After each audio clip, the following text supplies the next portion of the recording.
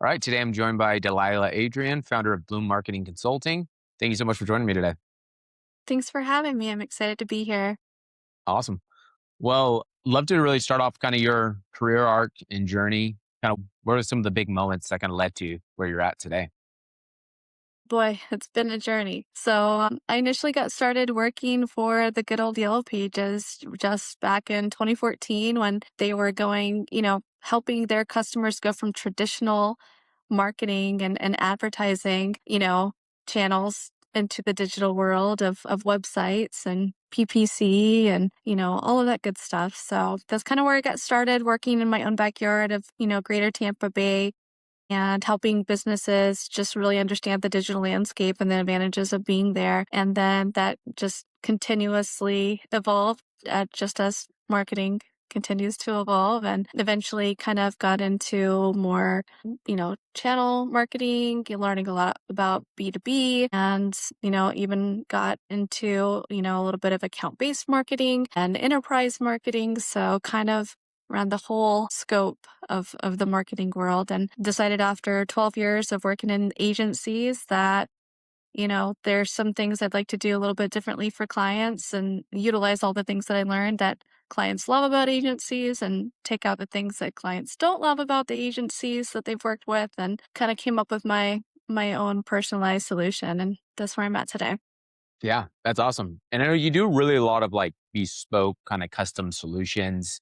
You really work as like a true consultant where you come in, figure out what they need. But how does that usually look like for you? Like, what are the things you look at to identify, like, here's where you're at as a client, here's where you need to be. These are the solutions I'd recommend. Like, what's your kind of thought process there? Yeah, sure. I think that every business is unique. They have their own, unique challenges, based on where they're at. I have, a couple of different clients and, different verticals. Haven't niched down necessarily yet. But I'm meeting people where they're at essentially.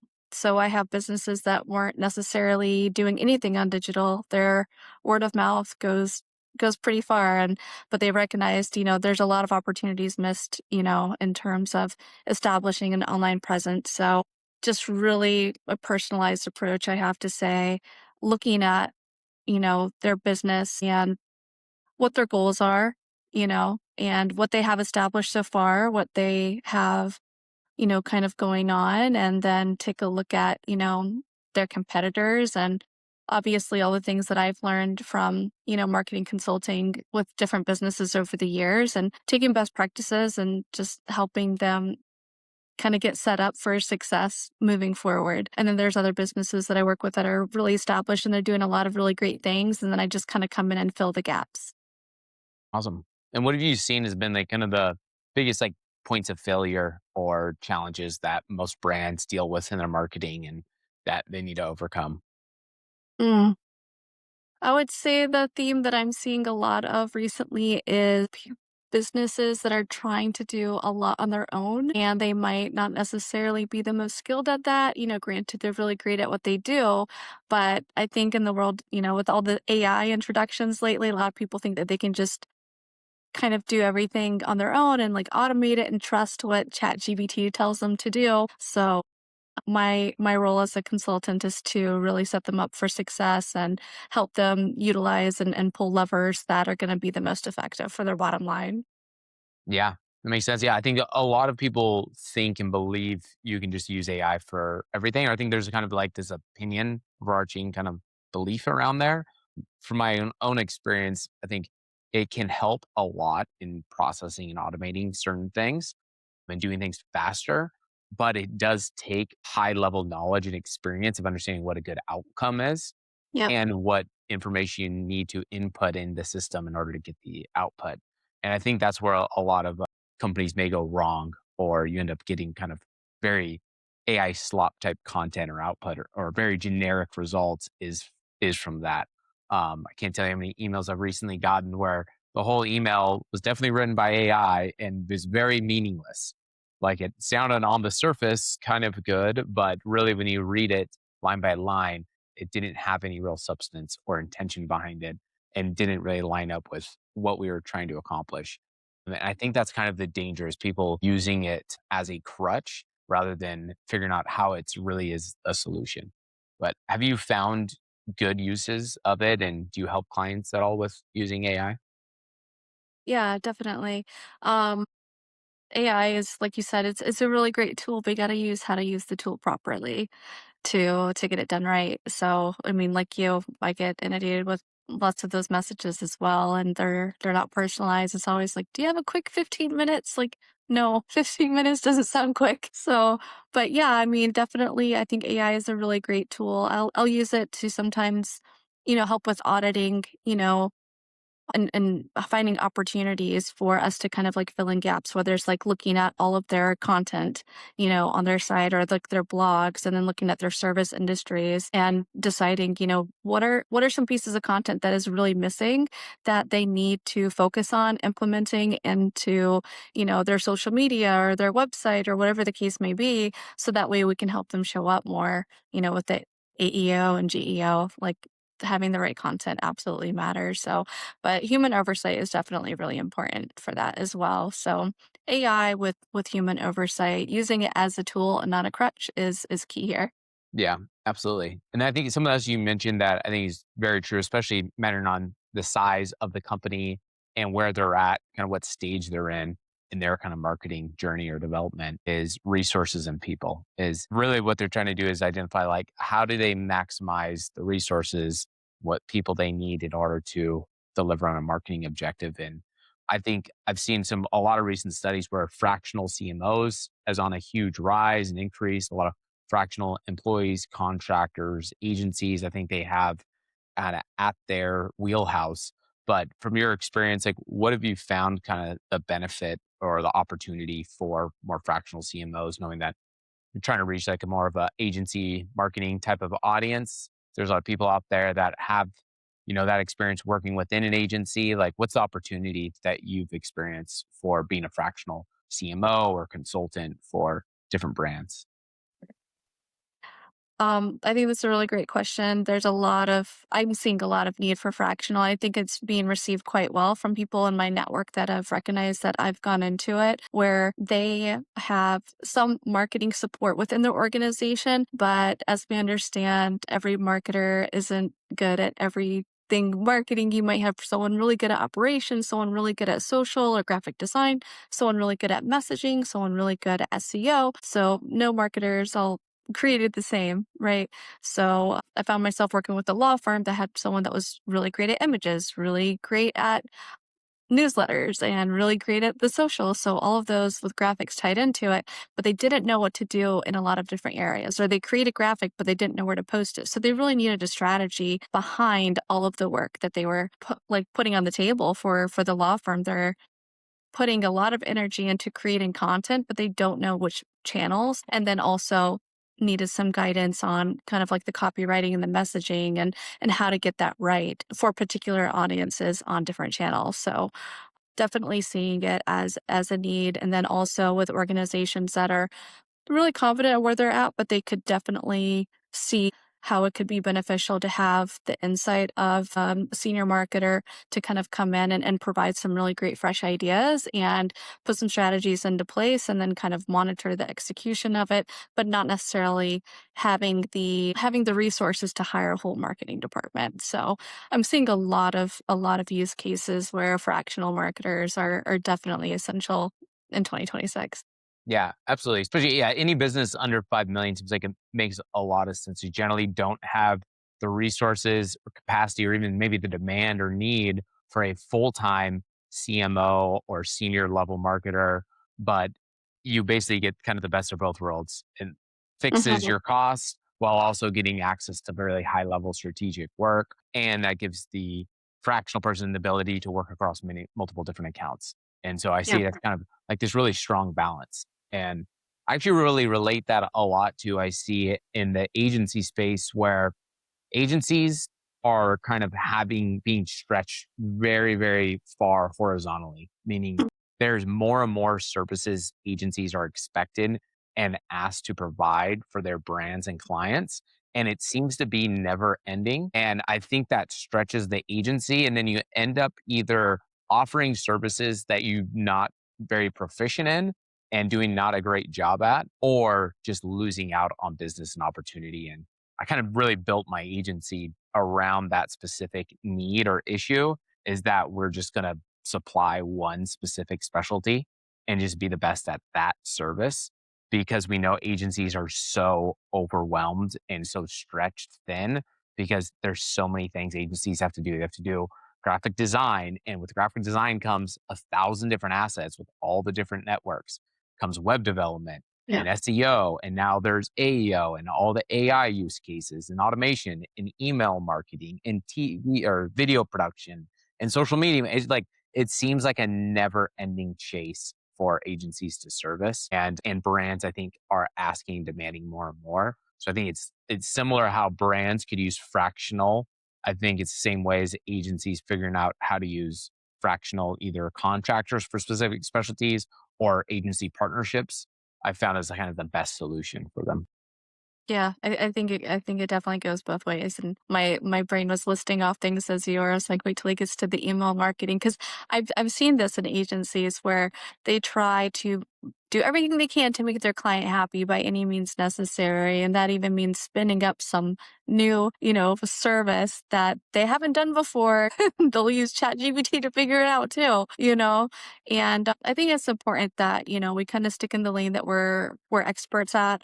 I'll tell my clients, I'm not an SEO necessarily like an SEO expert. I know a lot about SEO, but I'm going to get the SEO expert to do the execution and do the heavy lifting. And then I'm going to project manage it because I know what good looks like. But and as far as like being tactical, I think it's very important to be transparent, even as an agency. That's why providers like you come in clutch and that are able to deliver it. They know paid media very well. They're able to deliver, they're able to execute that, but the agency shouldn't be a great pretender, and making up the service and on the fly just to make the client happy. We gotta use we have to be ethical.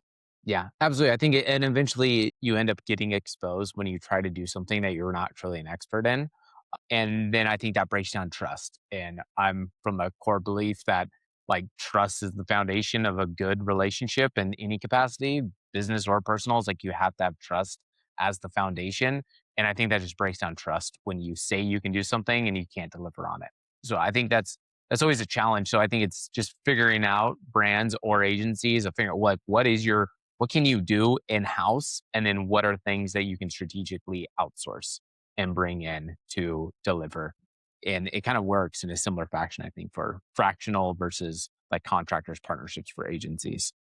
Yeah, I mean, I just saw a post maybe a couple weeks ago about this agency, a really great agency that I've seen their work. I've been following it. It's really great stuff, but they want to provide more services to their clients in areas where they're not the most experienced. And so they're kind of put a call out for those individuals. So the demand for providing more services is absolutely out there. And, the agencies that are going to win are going to be the ones that are picking up, being strategic about who their partnerships are with. Yeah. And then being able to provide and service their clients better and continue to grow Mhm. that way. Cause I always find agencies can either grow one of two ways. Either they vertically focus on one specific core competency and specialty and audience, or they take one larger client and then grow their services horizontally. Yes. So they kind of add on and sell more. And so I think it's very like being strategic comes down to what approach are you going to take and why, and how that can deliver results internally for your business. But I think either route is challenging, but it just kind of comes down to, I think, what challenge do you want to take on? Yep. Choose your pain.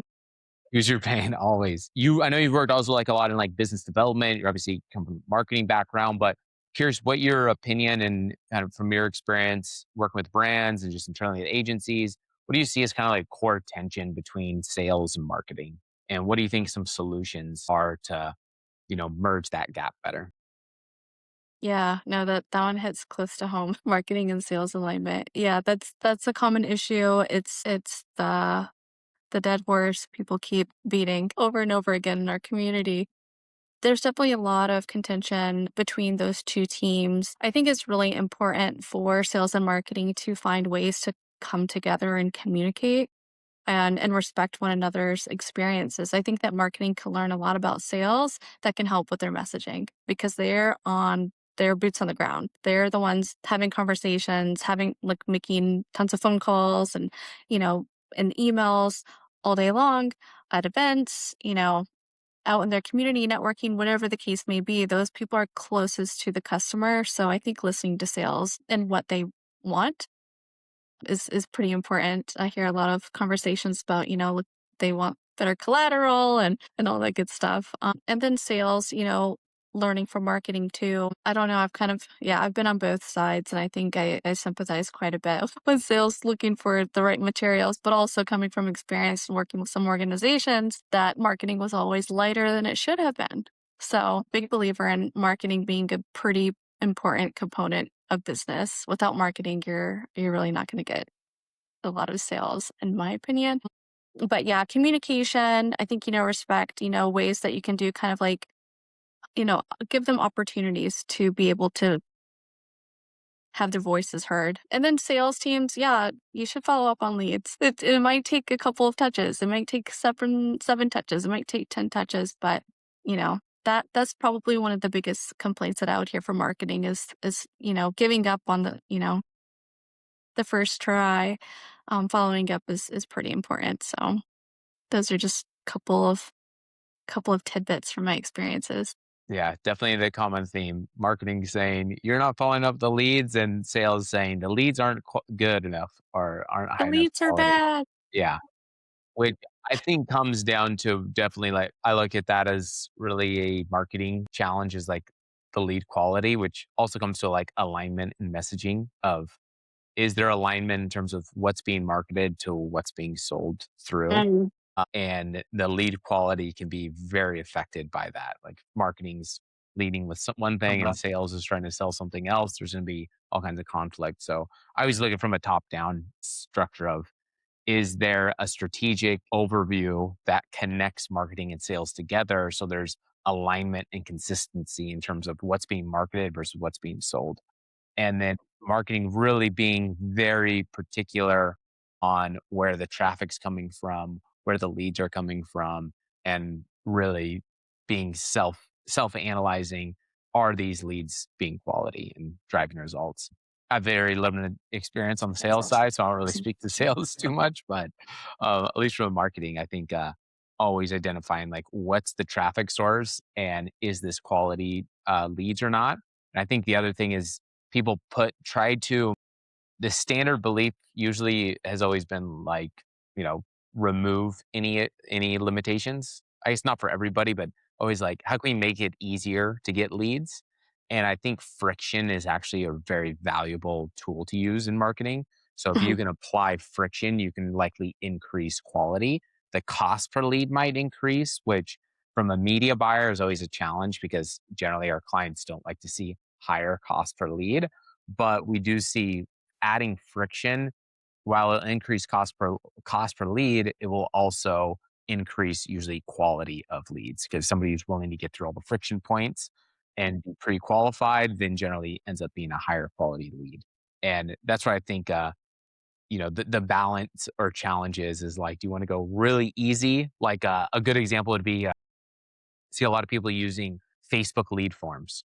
Mhm. Well, Facebook lead forms are really good and it's really easy because they can click on the ad and it opens up a lead form. You can enter in information real quick and you're done. But generally, from any experience I've had with clients using Facebook lead gen forms, is that the quality is usually really low because Oh, yeah. it's so easy. So a lot of people sign up that really shouldn't be signing up for a lead form. And so I think that's an important part of the marketing side is are you adding enough friction to generate quality leads? No, I've seen that a lot with Facebook too, and they'll have, 155, form fills from Facebook, but they didn't have to leave the platform at all. But if you were to send them to your custom landing page on your website and had a little bit more, sales conversion friendly information on the site, maybe that would work out a little bit better. But yeah, that's why it's really important to test. Absolutely. But I've seen that and I've sat in rooms where discussions about, quality leads on different channels come up and yeah, Facebook is this it's a volume over quality, and I'm a big fan of quality over quantity because where's the ROI? That's what I wanna talk about. For sure. Yeah, that's why I think a lot of people think like, made some big claims about Google search being dead. It's definitely not dead. There's still a lot of demand there, even though a lot of search traffic's being kind of, segmented or migrated to AI overviews and things like that. There's still a lot of opportunity, and you generally get still much higher intent out of search than you do of a more passive medium that we look at. We look at active versus passive mediums, and Meta is a passive medium because people are passively Yep. interacting with ad rather than intentionally seeking it, which would be active. So I think segmenting and understanding that different traffic is really important, which kind of leads me to my next question I wanted to ask you about was, can you describe your roles really connecting brand marketing and growth? For someone listening who's still treating those as like two separate conversations for their business, how do you bridge the gap around just kind of brand marketing and really growth marketing? I think, like, the connection between brand and Yeah, growth marketing. growth marketing, I think that, brand to me has a lot to do with storytelling and positioning and creating awareness, and then the growth part is all kind of tied to revenue opportunities through marketing. So that's kind of what I do. I think that both of them go together. And then there's multiple different strategies to get both of them. I mean, to get growth, you also have to have brand. You have to have awareness, but brand is kind of a really great it's a really important foundation, and I'll meet companies and speak with businesses that are at different points in those journeys. Some might be reinventing, who they are. Some might be establishing it for the first time. And yeah, I mean, the growth part is what I get really excited about too, because that's when I get to shine and they get to actually feel the benefits of the marketing.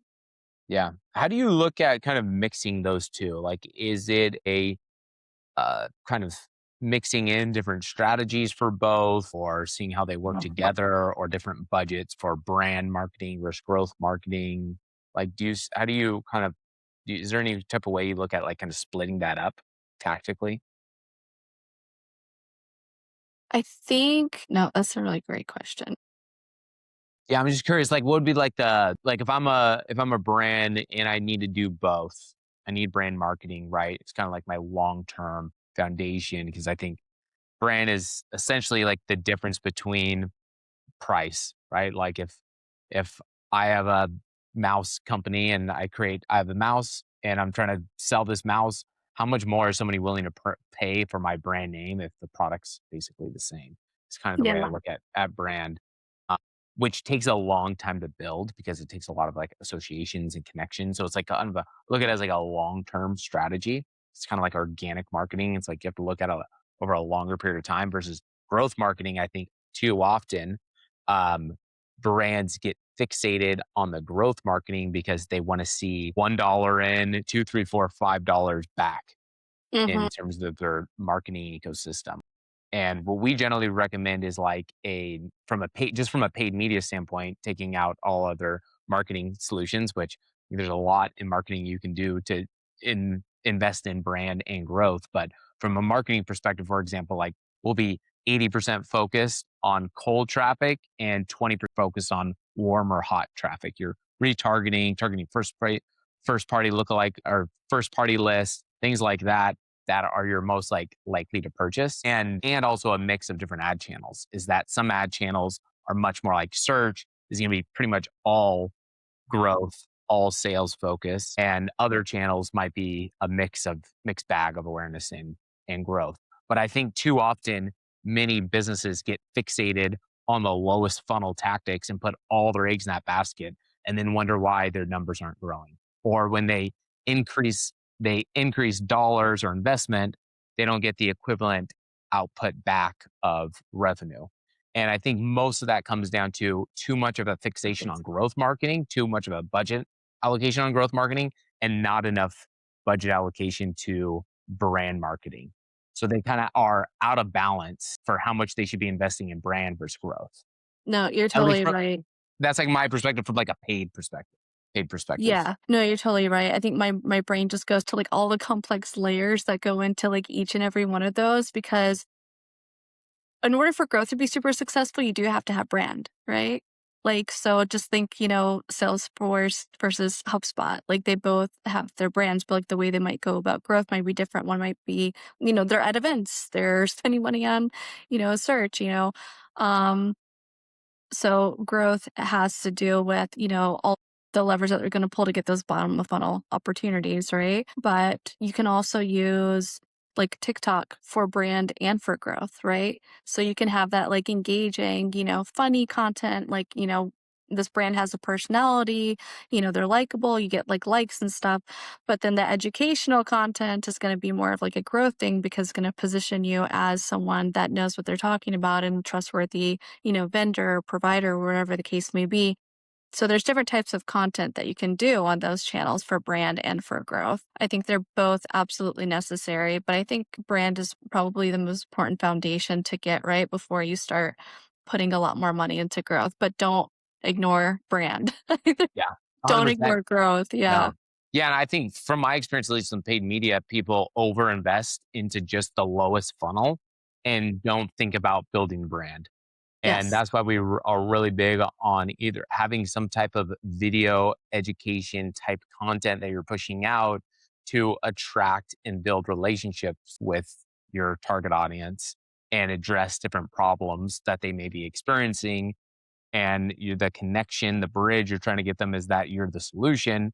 And all of this, I think, builds better brand association rather than just focus on, do you want to buy my widget, or do you want to sign up for my product or my demo or whatever it is that your brand is offering from a product or service standpoint? I think so much is so focused on that, and people are forgetting about the brand building. So I think it's an Yeah. ongoing challenge just because mattering who's in the room and what their needs are. And I completely agree with you that you need both, because like you need the investment in and getting the return now, but you also need the long term brand building to grow your audience and the size of your customers.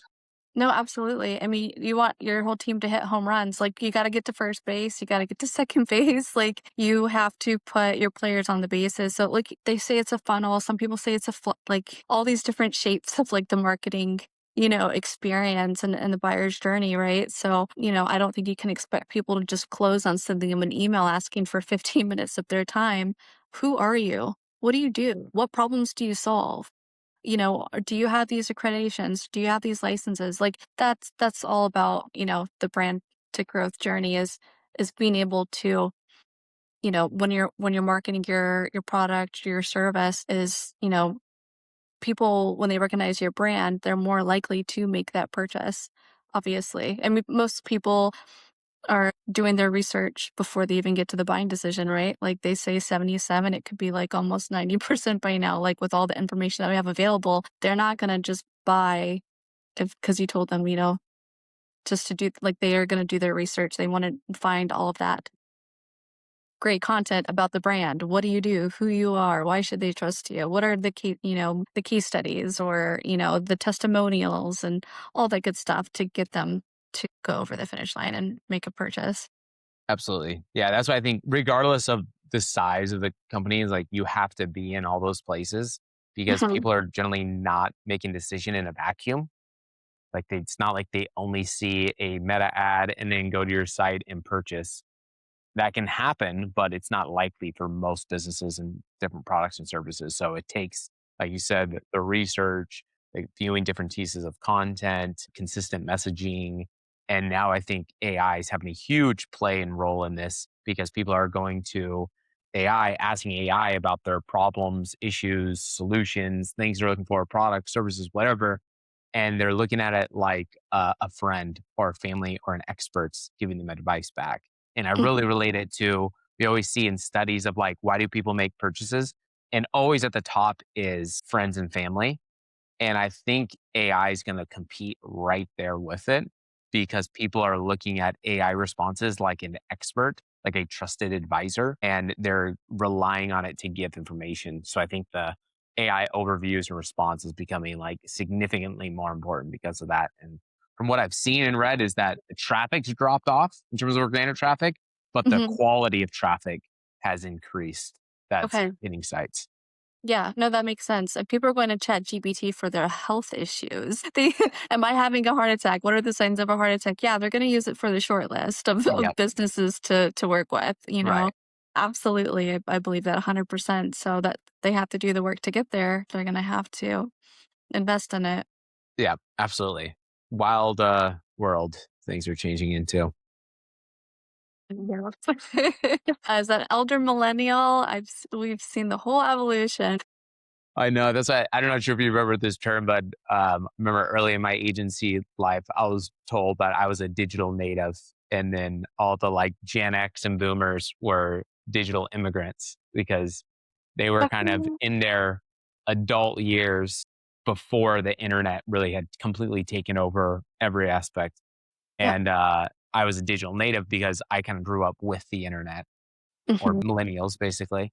And I think the same thing's happening with the next generation are going to be like AI natives, and we're kind of Right. like AI. So they're going to have a completely different perspective on like what's normal and how to use these AI chatbots and different features and everything Yeah.